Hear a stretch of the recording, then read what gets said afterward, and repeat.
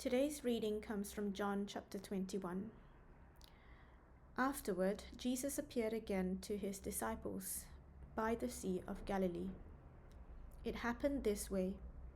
Simon Peter, Thomas, also known as Didymus, Nathanael from Cana in Galilee, the sons of Zebedee, and 2 other disciples were together. "I'm going out to fish," Simon Peter told them, and they said, "We'll go with you." So they went out and got into the boat, but that night they caught nothing. Early in the morning, Jesus stood on the shore, but the disciples did not realize that it was Jesus. He called out to them, "Friends, haven't you any fish?" "No," they answered. He said, "Throw your net on the right side of the boat and you will find some." When they did, they were unable to haul the net in because of the large number of fish. Then the disciple whom Jesus loved said to Peter, "It is the Lord." As soon as Simon Peter heard him say, "It is the Lord," he wrapped his outer garment around him, for he had taken it off, and jumped into the water. The other disciples followed in the boat, towing the net full of fish, for they were not far from shore, about 100 yards. When they landed, they saw a fire of burning coals there with fish on it and some bread. Jesus said to them, "Bring some of the fish you have just caught." Simon Peter climbed aboard and dragged the net ashore.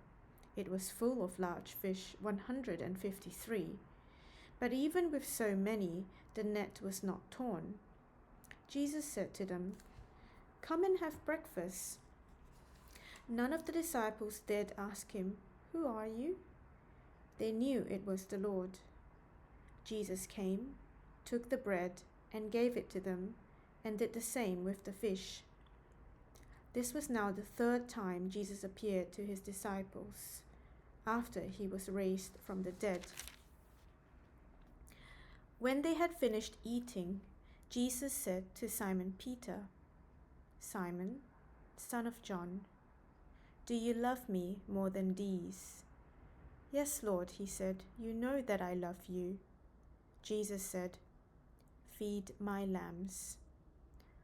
Again Jesus said, "Simon, son of John, do you love me?" He answered, "Yes, Lord, you know that I love you." Jesus said, "Take care of my sheep." The 3rd time he said to him, "Simon, son of John, do you love me?" Peter was hurt because Jesus asked him the 3rd time, "Do you love me?"